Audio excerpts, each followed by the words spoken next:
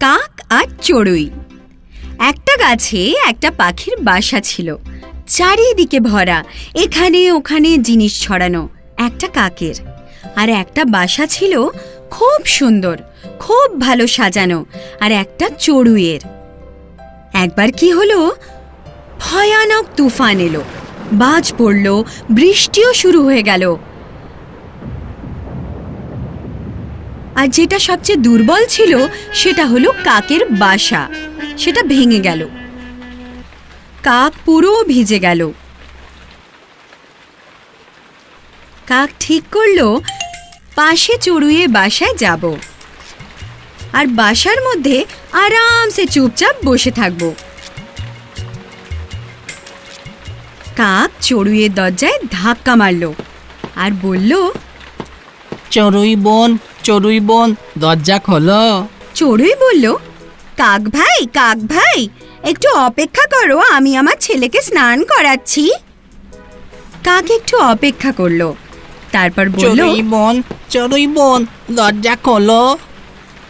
চড়ুই বলল, একটু অপেক্ষা করো কাক ভাই, আমি আমার ছেলেকে জামা পরাচ্ছি। আর একটু পরে কাক আবার দরজায় ধাক্কা দিল। চড়ুই বোন, একটু তাড়াতাড়ি দরজা খোলো না।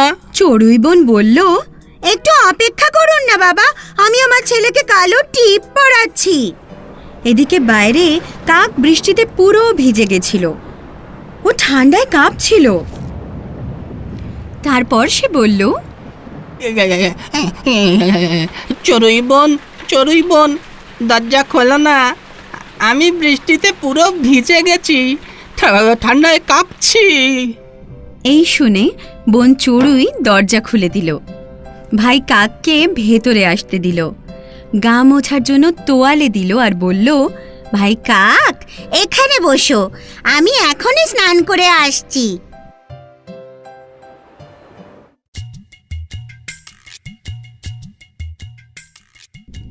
কাক ভাই রান্নাঘর থেকে ক্ষীর বানানো সুগন্ধ পেল।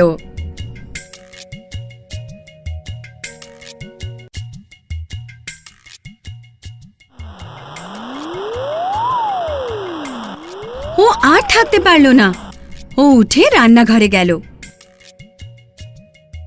গরম গরম ক্ষীরের গন্ধে কাকের খুব খিদে পেয়ে গেল।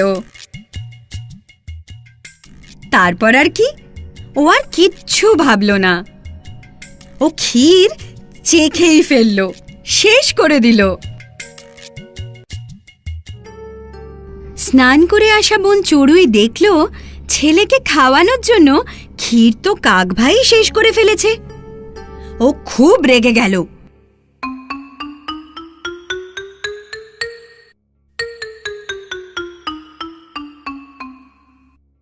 আর উনান থেকে জ্বলন্ত কাঠ উঠিয়ে কাকের উপরে জোরসে মারল।